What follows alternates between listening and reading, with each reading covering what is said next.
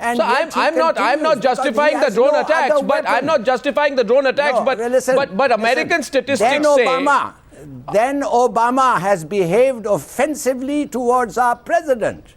You can't, I mean, other American presidents have been there. We've had a huge history of relations with America. You don't snub a Pakistani president and expect that not to have any impact on Pakistan.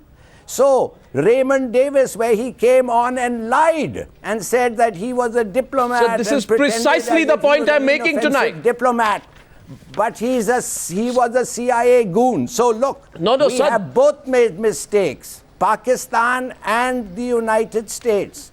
And so it's best if we go back, review our relationship, and proceed therefrom. Sir, there's no point in saying they can bully us into this or that. No, there's not a question of that. I'm getting a response from you. This is not a question of bullying. I'm glad you've acknowledged it, because General Rashid Qureshi did not acknowledge it.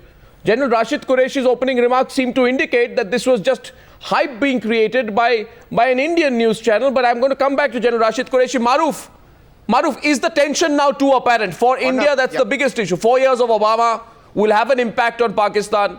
How should we be smart about it and take the strategic advantage? And what's your response to Zafar Hilaly on Afghanistan?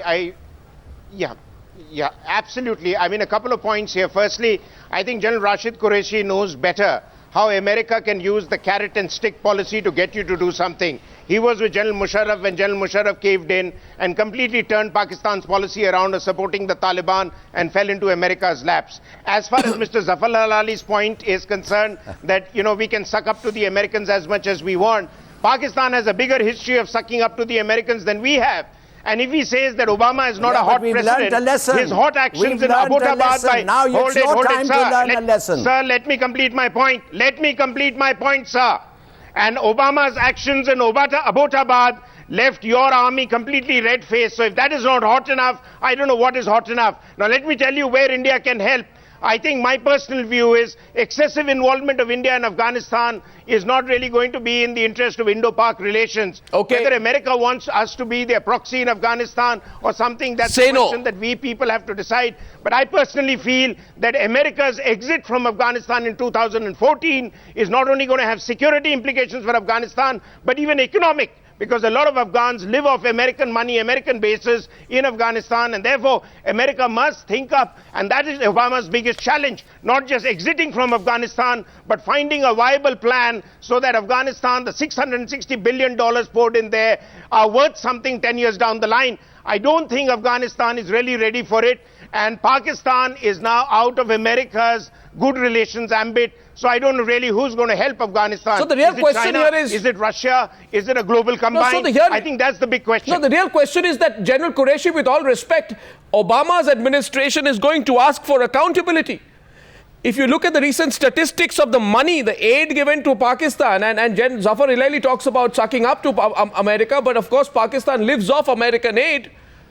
Only 40% of the aid promised has been allocated. Only 2 or 3% of the 2012 budget was allocated till recently. America and Obama are going to ask you for action on terrorism and terror groups in Pakistan. And that is going to be the key point and the touchstone of your relationship with both America and to a large extent India as well. You agree? I don't think you're very right in making the statement that you've done. I think the United States has also realized that the way they've been handling Pakistan, or the inter-state relations between Pakistan and the United States, has helped the United States in achieving anything. So I think the US and Obama especially is going to be doubly careful now in reassessing how the US needs to deal with Pakistan. And I'm sure we in Pakistan have already taken and carried out a study on this, and we are now about to, shall we say, start afresh. One.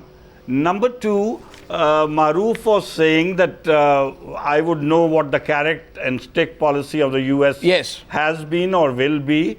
Frankly, India knows that too.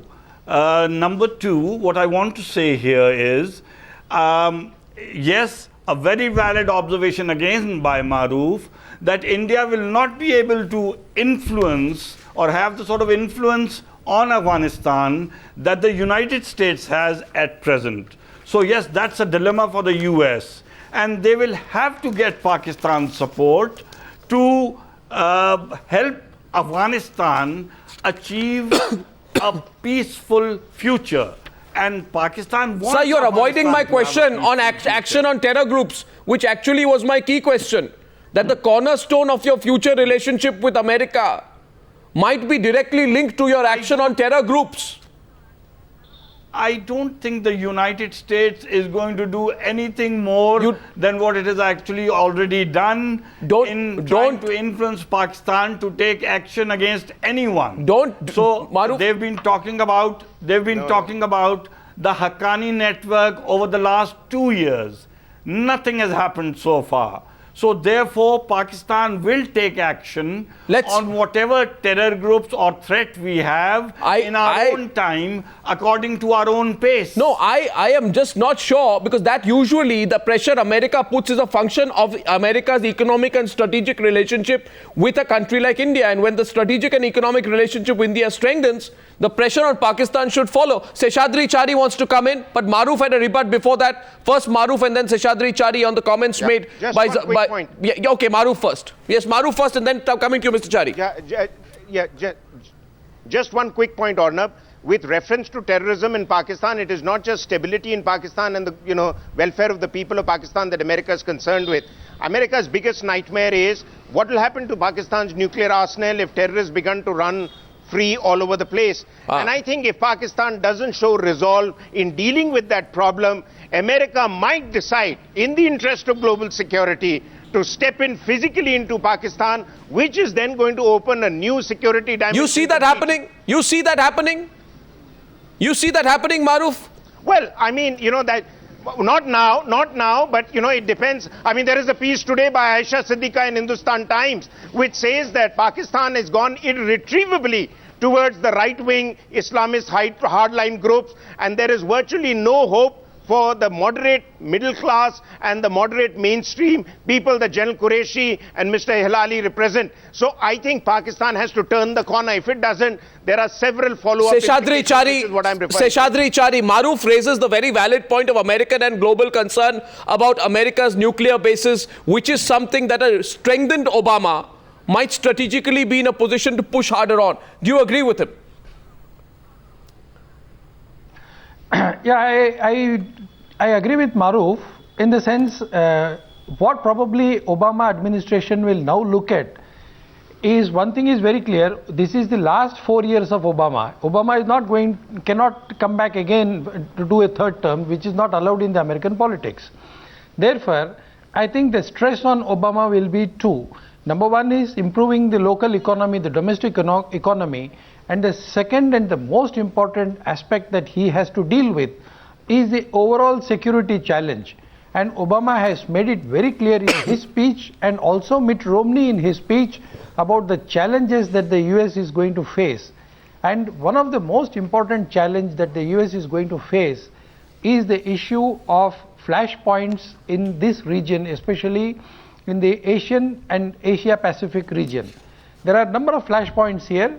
China is one. China and countries around China is one of the flashpoints. Pakistan is another flashpoint. Southeast Asia is the third flashpoint. And the most important flashpoint as far as Pakistan is concerned is the nuclear arsenal, which Maroof mentioned.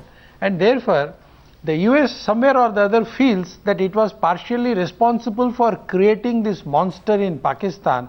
And therefore, it is not that they might, but I think they should intervene and put it to rest once and for all, if they really want to solve this issue in Iran. And don't forget that the biggest issue that the US has not been able to resolve in the last 4 years of Obama is the issue of Iran also. Therefore, if they have to look afresh at Iran, if they have made a decision to quit Afghanistan, they will not be able to quit this region unless they secure in a situation where tension escalates further. Very important Therefore, point. I think the attitude of Pakistan now is not at all going to serve its purpose. It is better that Pakistan changes its course, make a course correction, and it resolves its issues as fast as possible. And we are not only looking at a Pakistan which is this kind of attitude, we are also looking at a Pakistan which is increasingly becoming politically totally unstable and economically unviable to control and govern. Zafar Hilaly, and if I may add on to that, the one thing that there is complete political unanimity in America on is Pakistan, largely between Mitt Romney and Obama as far as taking tough positions is concerned. Would you please respond to the straightforward points made by both Maroof Raza and Sheshadri Chari before him on the issue of flashpoints, especially the growing concern over Pakistan's nuclear arsenal, and Maroof's observation that possible direct intervention by America to secure that arsenal cannot be ruled out? Zafar Hilaly. You know, I don't know in which dream world you people are living. And I think that you should take what my father told me long ago: you learn more by listening than by talking. The picture that your guests have presented about Pakistan, about the American options, about our nuclear situation, it's so removed from reality that, frankly, I mean, we are talking of what? I don't know. You're talking of the security of Pakistan's nuclear arsenal. Yes. The Americans have said time and time again that they are secure to their highest satisfaction. Now, what do you want? You want to put words into their mouth so that it suits your theories? Number one. Arnab. Secondly, who is taking over? Which is this right wing? If Pakistan has moved to the right, in other words, if it has become anti-American, who is to blame? And why do you always think that it is Pakistan that would make the course correction? What about Obama and his course correction? Would you think that an American president, would you think that an American president who's come back after a hard-fought election is going to do a course correction vis-a-vis a country with whom the relation has been changing over the last 1 year? Zafar Hilaly. Look, yes, I tell you where he did a course correction. You see, Obama is such a callow, inexperienced man that, as you know, when he became president, the only thing he had run was a community center in Chicago.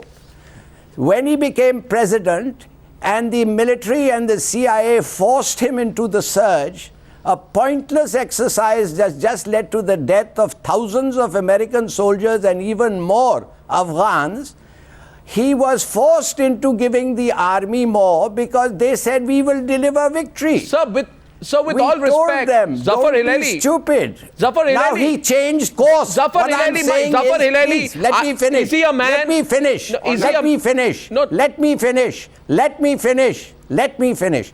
He said he changed course. He not only changed course, a military solution is now out. So why is it that people think that somehow, like the Pope, he's infallible? Zafar Hilaly. Of course he is not.